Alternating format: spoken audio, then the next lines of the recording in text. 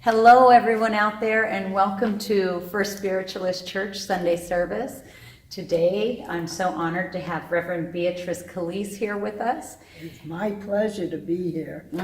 And I'm so honored to have all of you. Now we're still practicing social distancing, and as you know, Rev Beatrice has been using her mask and her gloves, as I have, and we've come together here to share and connect with you. In honor of First Spiritualist Church, we just remind you to keep washing those hands and keep safe so that we can see you real soon as the church opens. Let's begin our morning by welcoming in spirit and closing our eyes and taking in a deep breath. And again, take in a deep breath. A wonderful spirit, angels and loved ones, wonderful God, all that is. We are so thankful for your presence here today, for the ability to reach out and connect with the world. So as you take in another breath, I want you to inwardly welcome in your angels and your guides.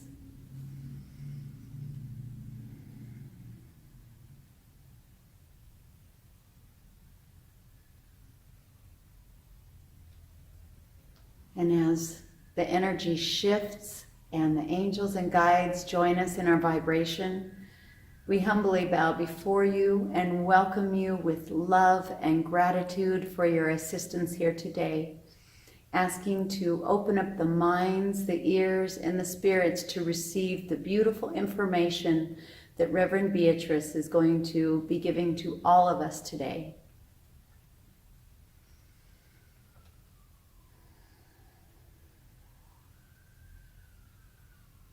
Today I am impressed to speak upon reflection.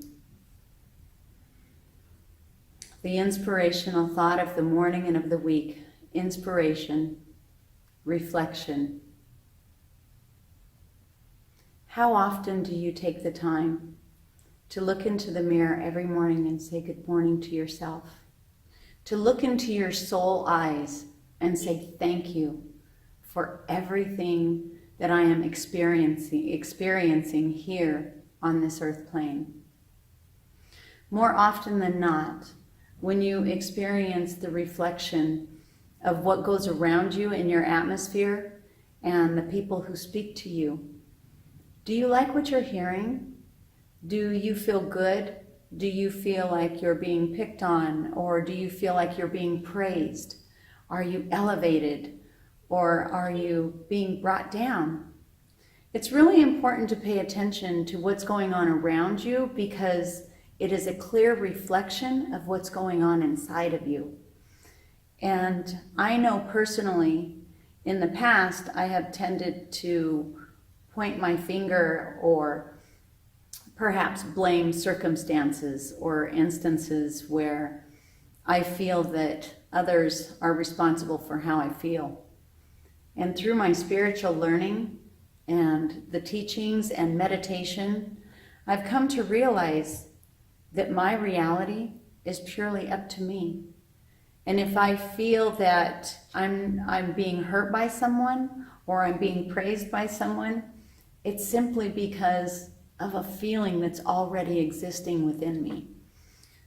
So when I decide that I am not favoring what's going on around me, I know that it's time to make a shift within myself. And I realize when I start thinking more highly about myself, when I start acknowledging all my blessings in my life and how much love there is around me, and I realize that's when I'm in a good place. That's when I am reflecting pure unconditional love from the inside out. And I realize that when I'm not feeling so good inside, and perhaps somebody has something to say that hurts my feelings, it's because I'm already feeling some kind of muffled thing inside. Maybe I'm worried about bills. Maybe I'm worried about someone I love.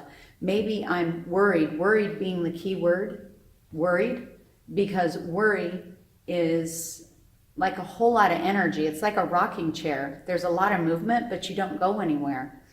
And so I realize now that when someone is reflecting to me something that I don't care to have in my atmosphere, that it is my guidance system, my God, my internal knowingness that tells me it's time to start turning on the unconditional love and start filling myself with unconditional love. Because once I make the adjustment to fill myself with unconditional love, then it seems like all around me.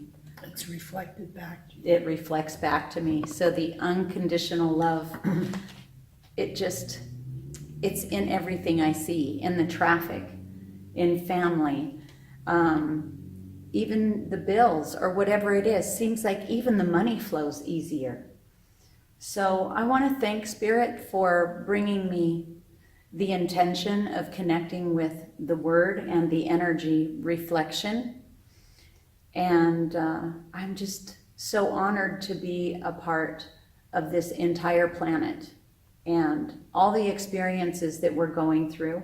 Especially now, and all the experiences of the beautiful people that I've met on my journey, the animals. And I'm asking you, every morning, take a look at your reflection and look past your eyes and look into your soul and say thank you. Thank you to yourself for coming here during this time and adding to the beautiful energy of this world. God bless you. And so it is. So it is. Amen. Now taking a deep breath. And welcome to Rev Beatrice Calice. I want to read you a little bit about her bio. Rev Beatrice is a natural psychic. At an early age, she discovered she could communicate with animals and talk to spirit. She is a teacher of metaphysics as well as a theta healing teacher and a medical intuitive with nationwide clients. While in New York, she received a BA degree in Adelphi University, arriving in San Diego in 1983. She lost no time in becoming ordained as a spiritual minister in 1988 at the First Christian Spiritual Church in National City, California. Reverend Beatrice is a student of religious science and has completed the 4-year practitioner course. She is also certified as a clinical hypnotherapist and a Louise Hay teacher, teaching and healing work, yes, in her counseling. She has been a guest on local radio as well as television. She lectures frequently on metaphysical, manifesting, and healing topics. She also holds classes on these subjects. A San Diego resident for 33 years, she enjoys living in Bay Park and teaching classes in manifestation, numerology, psychic development, and a course in theta healing, both basic and advanced. Reverend Beatrice especially enjoys teaching students how to... Reverend Lorina, it is my pleasure to be here with you. I love you. I love you too. And my greatest pleasure is giving messages. I love to give messages to the platform because the energy of the people, everybody is waiting to be touched by spirit. This is true.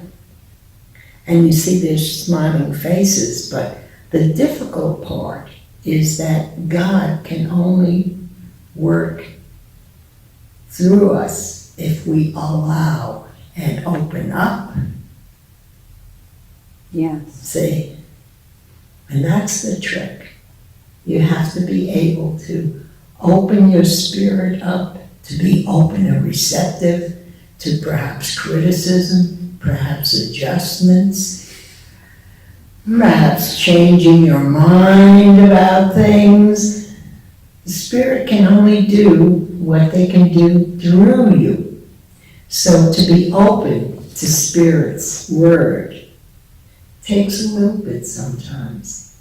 We all have our personal little ego, so to speak. But I love giving messages because it's an honor to be able to receive and to give. And I thank you for allowing me to do that. We're honored.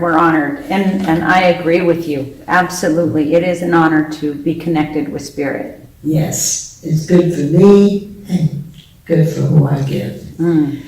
And also, we wanted to talk, you mentioned you wanted me to talk. I do. Now, so Reverend Beatrice's son graduated to the other side, Eric, and she has had experiences with him connecting with her. And you know, even if you're trained in spiritualism and certified, you know, we all still process things sometimes on a human level as well as spirit. And when you lose someone really close to you, you know, and you're really upset, it's hard sometimes for spirit to come in because of the vibration they have to meet. And then you get so emotional. Yes. And then, so that's when the practices, and that's when the love of each other comes in, because we're here to be each other's angels, all of us. And we remind each other, you know, hey, remember the good times. That's the key. Remember the happy times, not how much you miss them and how much you wish they would be there. But when you focus on the love that you shared together and the laughter and the joy, that's when they can connect with you. And as soon as Reverend Beatrice started connecting in with the joy, boy, that's when the signs started flowing. Would you like to share with us the signs that he brought to you? In the beginning, I'll be perfectly honest, I didn't know what was going on. You know? I kept finding these little feathers, white feathers, and I brought them. Mm. Yeah. We can open them up. Yeah. Okay. And I couldn't understand it because I don't have any feathers in my pillows. I don't have any feathers in my house. These are like little angel feathers. Beautiful little white feathers, dozens of them. You see these? Mm-hmm. Isn't that wonderful? The feathers from heaven. And it wasn't until I told my girlfriend Kathy, I said, Kathy, something's going on in this house. For all my years of readings and working with spirit, it just didn't dawn on me. It was the strangest thing. And she looked at me, she said, they're white feathers. She went on her little cell phone, she brought up the site that tells you white feathers are an ancient symbol of spirit. And then we looked at each other and I said, I bet it's Eric. Yeah. And so it was. And now, whether I'm a little bit blue, I find a feather, or something, a decision, or something good is going to happen, I find a feather. They're like little clues for me, little words of joy, go for it, it's going to be all right. And it is the most beautiful thing that has happened to me. Spiritual encouragement. Yes, the phenomenon of spirit. And if you were going to tell our listeners of other signs that you get from spirit. Yes. What would those be? The lights, they'll flicker. And also coincidences, odd things. You meet people, you talk, you think of someone, the phone rings, and there's the person. You've got to open up to believe your intuition. Oh, I love that. You want to touch more into that? Well, we all are born with the sixth sense. It's the development and the belief of that which fosters the growth. And you have to be quiet, and when you hear that little voice tell you something, listen. In this world, there's so much going on, so much noise, so much nonsense going between our ears, that we just don't pause and listen. And it happens to all of us. Mm-hmm. One of the questions that I'm asked more often than not is, how can you tell the difference between Spirit's voice and the voice in your own head? Practice, practice, practice. I tell my students to keep a little log, a little journal, and then to look back and say, did it happen? Was I supposed to do that? You meditate every day, and when you get up from your meditation, that is usually, not always, but normally, the time that you will hear. And what I recommend my students to do is, if they have a question or they're in doubt about something, before they go into meditation, to project it into the spiritual ethers for spirit, and then wait. After the meditation, they will get an answer. Nice. And do you find that happens sometimes if you put it in the ethers before you go to sleep and then wake up at twilight? That can also happen. It depends on the person. Each of us are individual. And how do you feel about meditation? Do you have a preference of silent meditation or guided meditation, or does it make a difference? Meditation is sitting in the silence. It's the attunement. Visual, music, guided meditations are wonderful to pre-do before you meditate. But in my point of view, true meditation is be still and know that I am God. I love that. And what is your advice to people who have a hard time turning their mind off? Well, it's a question of practice. And what I tell them to do is to listen to a sound.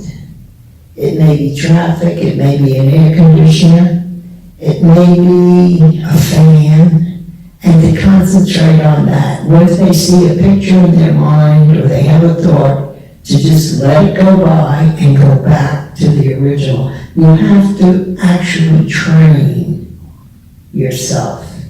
You have to know when to listen and when to wake up.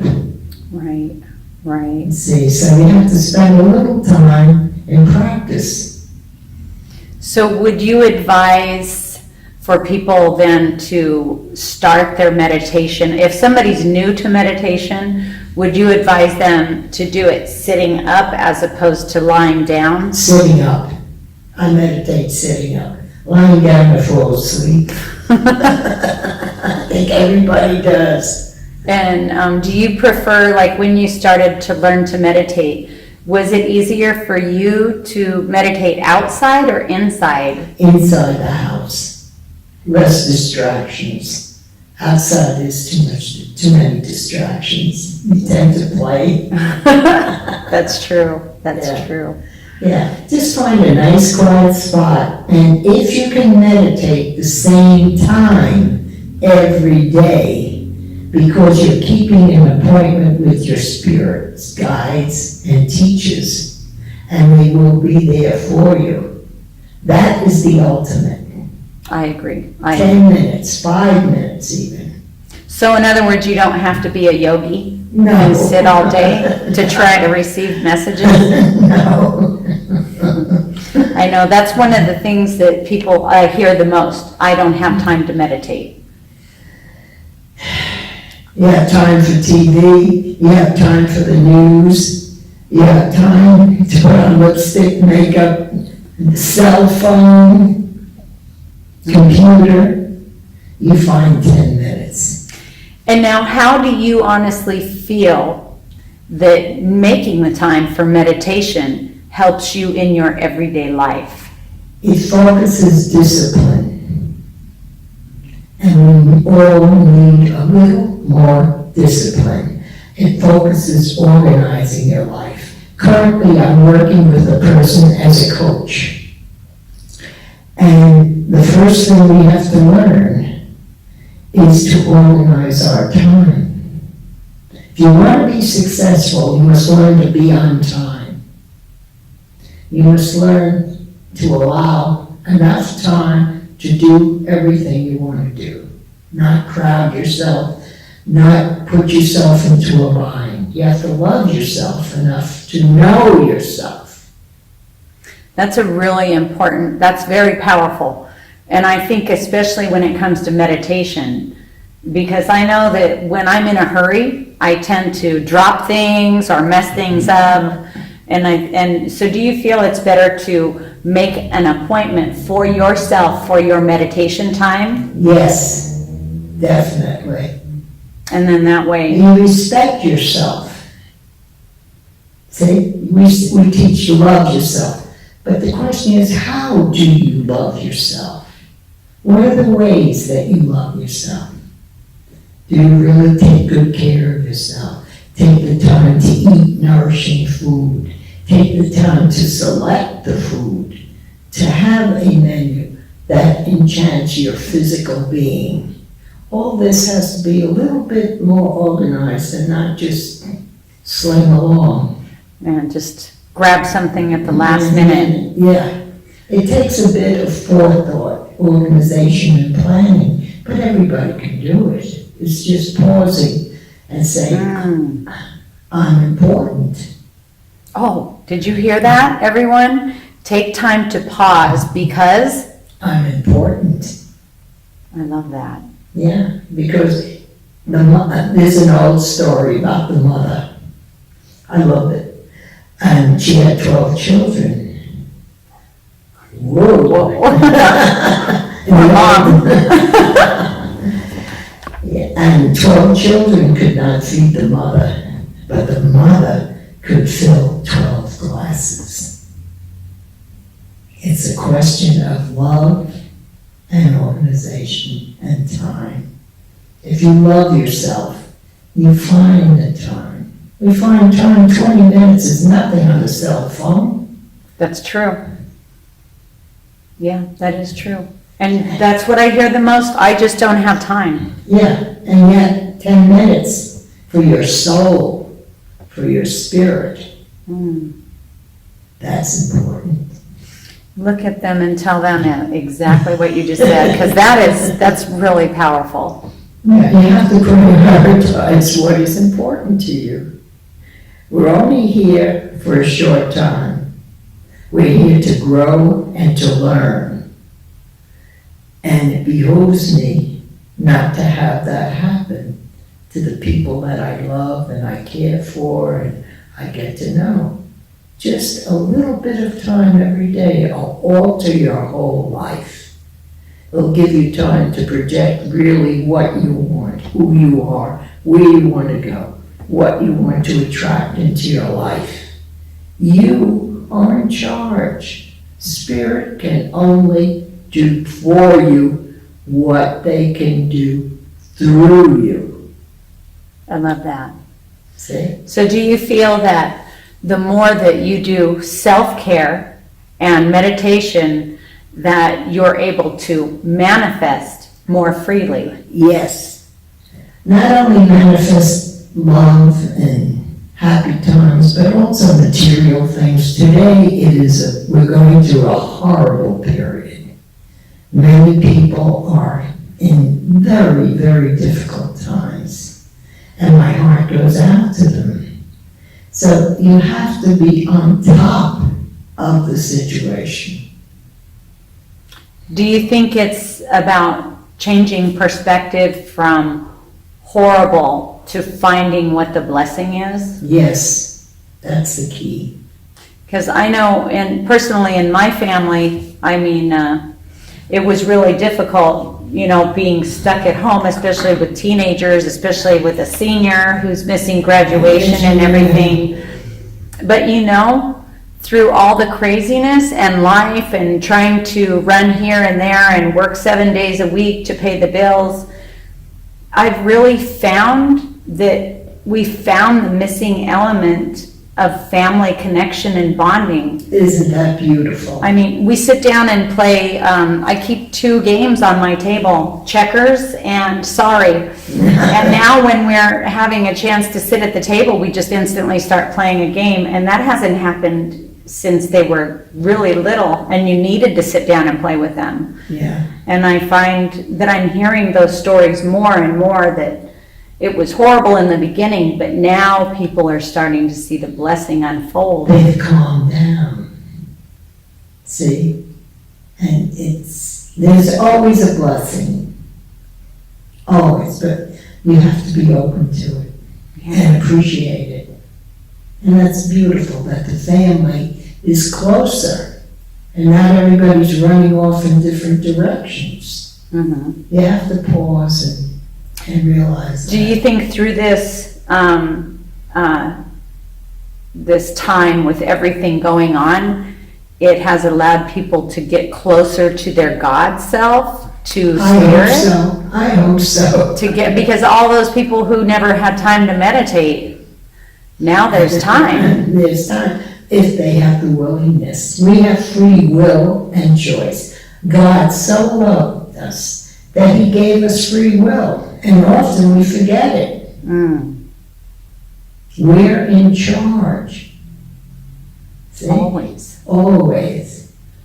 Which reminds me of another question that I've heard people ask is, if I'm interested in spirit communication, but I'm afraid I'm going to get a benevolent spirit, or how do I know the difference between good spirits and spirits that I'm not going to say bad, or I'm going to say maybe that don't have our best interests, who want to be jokers and pretend to be somebody else? How do you define or tell your students to know what energy they want in their energy field and which ones they don't? How do they know the difference between the real thing and an imposter? That's a very interesting question because it depends on the person. I always ask for the highest and best forces. And can you Yes. deliberate on that? Explain that a little bit more. In your meditation, in your daily life, when you get into a car, I personally, and I tell my people, to always ask for the highest and best forces to come into your life with you. To want the highest and best for other people, therefore you attract what you are.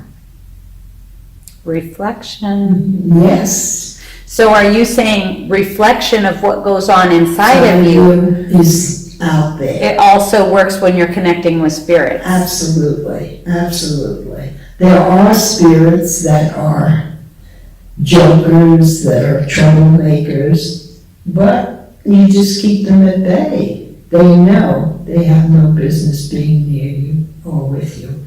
We all have our angels. And I teach how to communicate with your angels. Very important to know who is in your band, who is with you. And if you do that and you don't mess around with things that are not in God's nature, you will not attract entities like that. So what you're saying is it does help. Water flows to its own level. Okay, so it's good to, if you're new to spirit communication, it's good to have some training or some background. Yes. Or at the very least, when you are sitting down, whatever it is that you're going to do with spirit, make sure that you protect yourself with the white light and and ask for the highest and best forces to be with you. Only if you are from God's light. In theta healing, we teach always to ask for God's light Yes. directly. Now, you watch the movies and the TV shows where they sit around in a seance and they say, who's here? And so, would you explain to our audience and the world, what is the best way when you are connecting with spirit? Is it just to call in any spirit? No. Or be definitive? You have to be very careful. It's a jungle out there. And we've learned to just be very direct. That's why I say if you are from God's light, you stay. I do table tapping, I talk to spirit. Only those that come in God's light. And it's the greatest safety you could ask. God is with you at all times, but it's up to us to redirect our thoughts to the highest and best forces and not play with all this nonsense. Hollywood does a lot to sell movies. That's true. They have little things going around their head and all sorts of phenomena. That's not within the realm of realism. Did you hear that? Yes, and I tell my students or anyone, that I know, especially because younger children, they like to play around with stuff sometimes, and I tell them, if a complete stranger came and knocked at your door, would you open your door and say, hey, come on in and make yourself at home? Well, it's kind of like in the spirit world. Exactly. You don't That's just... a very good analogy. Thank you. Excellent. Yeah, so be mindful of who you're calling in and, call in if you feel like you want more protection, call in Archangel Michael or Jesus or Buddha, whoever it is that you're connected with.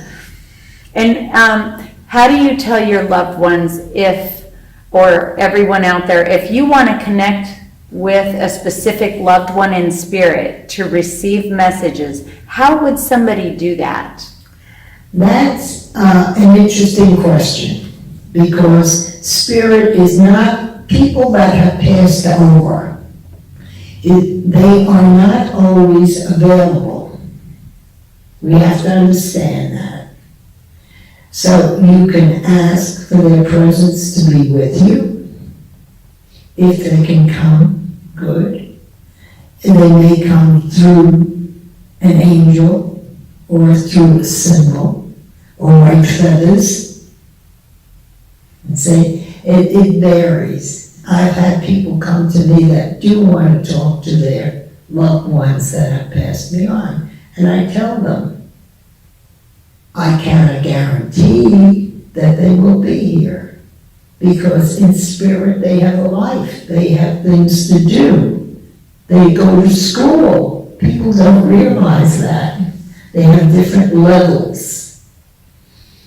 So, if they are available, they will communicate either through you.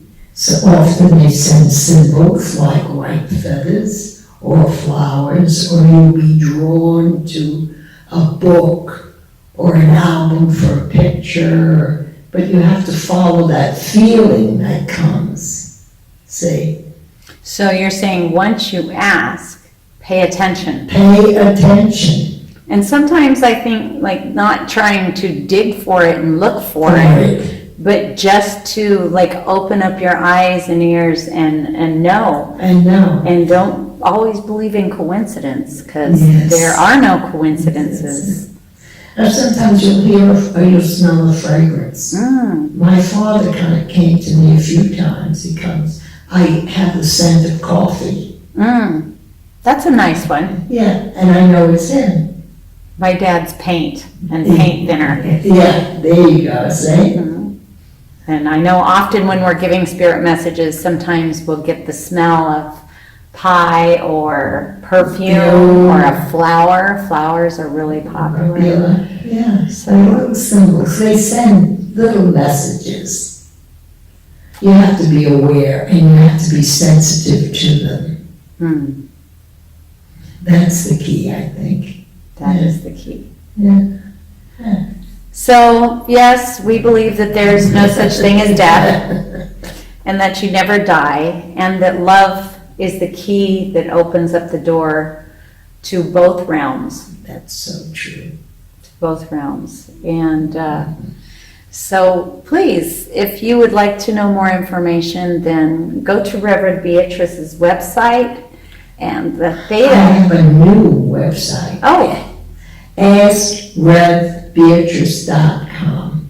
Easy to remember. okay. Look in the camera and say it clear. AskRevBeatrice.com. There you go. So if you'd like to know more information on how to connect with your spirit guides and angels, or the classes that she has, would you like to tell us a little bit what Theta is? Well, yes. You got to talk in the microphone so we can hear you. Okay. Can you hear me well now? We can hear you now. Theta is a healing modality. And we call it theta healing because the person doing the healing has to, or is working from the theta level of mind, which is a little below Reiki. You're very relaxed to Reiki. Theta is a little bit lower, and it connects with spirit very well at that level. It primarily changes your beliefs so that you can move forward in life to achieve and do what you want to do. Beliefs like resentment, regrets, they hold people back. If you have a resentment, it is very heavy in your heart, and it will demonstrate in your outer life. Regrets can hold you back. If you've been turned down on a job and you're upset about it, and you go for another interview, and you carry the regret of not saying the right word or not wearing the right clothes for that job interview, it'll show up. See? Or if you feel you're not worthy of something, deep down in your subconscious, you're not deserving, truly deserving of something, or not safe with having something, your life will not demonstrate what you want. And theta healing quickly and effectively can alter that. And that's why I really love to work with theta. So Theta works in order of removing limitations. Yes.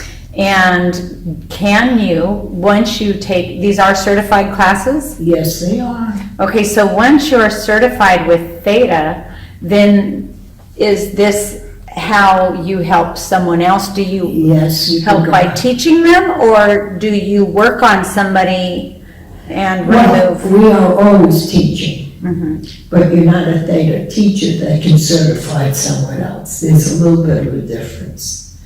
And you work with your clients in that. You attune and we muscle test, we find out what's going on.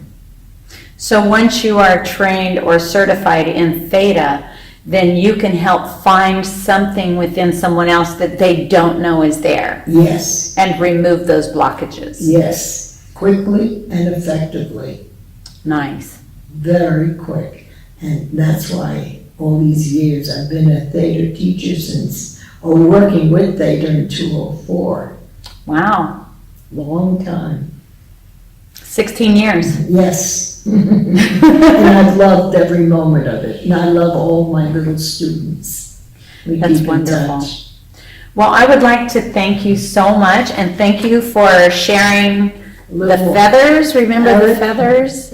So remember that all you have to do is ask your loved ones to come in. You can ask for assistance, whether you need help with opening doors or with work or with healing or whatever it is. Yes. Our angels and guides are always there with unconditional love. The key is you have to ask. As the saying goes, and the book was written that way, ask and it is given. Ask and it is given.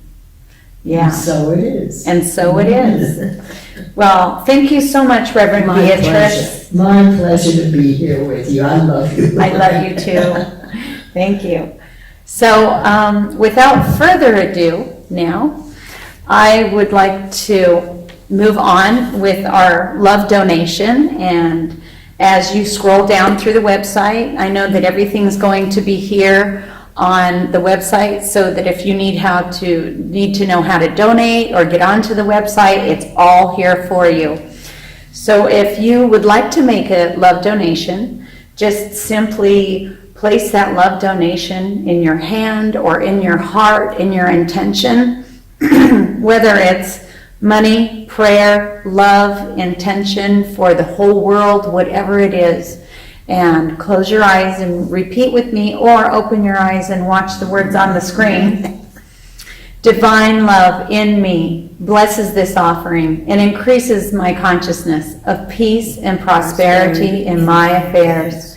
Divine love in me blesses this offering and increases my consciousness of peace and prosperity in my affairs.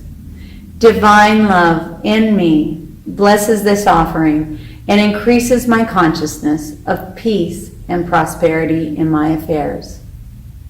Wonderful Spirit, friend, beloved God, and angels, we thank you for all donations, all gifts, and all intentions set here today. We know that as one gives, their gifts are returned 1,000-fold. So for all of the gifts that are given, we are truly thankful, Spirit. We ask that all gifts that are donated to the church are used for the highest and best good of this church. We thank you, wonderful Spirit, and so it is. Amen. Amen. So I'd like to ask you to stay tuned for our special music. I want to say thank you to our crew who edits and puts this together and puts it on the website for all of you to enjoy. I want to again thank our guest, Reverend Beatrice Calice. My pleasure. It's always such an honor to be here, and she joins us on the platform when church is going to give spirit messages, and I know that we're all missing that so much. Yes. So please check the website for Reverend Beatrice's website. And until we meet again from First Spiritualist Church, this is Pastor Reverend Lorina Pyle, wishing you the most wonderful week ever. Create well, take time to be friendly, and should we give him a heart explosion? Ready? Bam! With love. With love.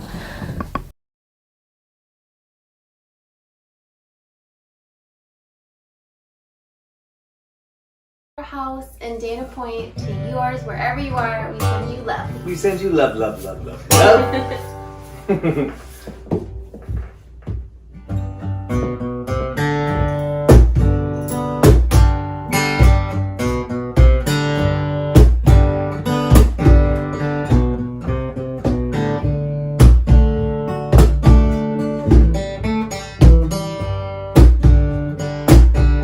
From the rivers of Babylon, where he sat down, oh, and there he waits, when he remembers how, from the wicked carry us away, captivity required from us a song. How can we sing King Alpha's song in a strange land? To let the words of our mouths, meditations of our hearts, be acceptable in our sight.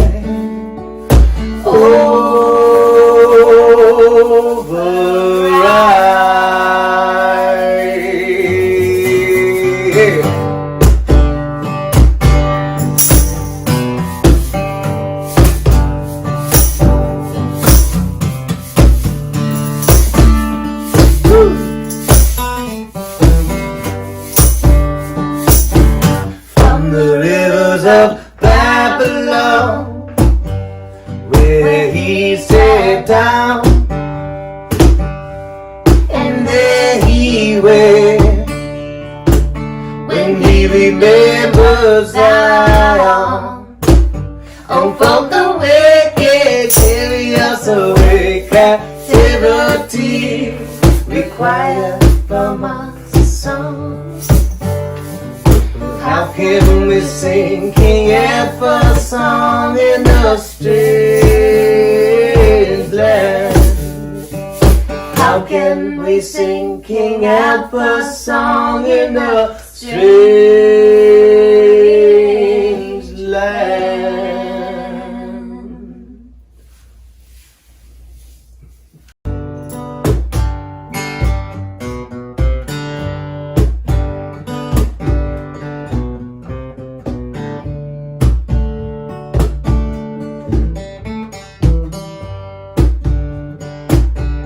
From the rivers of Babylon, where he sat down, and there he wait. When he remembers Zion, from the wicked carry us away. Captivity required from us a song. How can we sing King Alpha song in a strange land? To let the words of our mouths, meditations of our hearts, be acceptable in our sight. Override.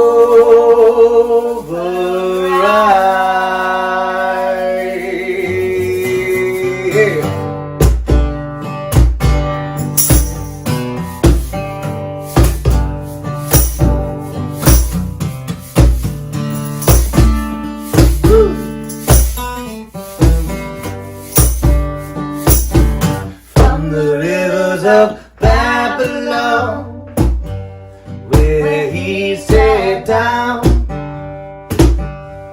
and there he went. When he remembers Zion, from the wicked carry us away. Captivity required from us a song. How can we sing King Alpha song in a strange land? How can we sing King Alpha song in a strange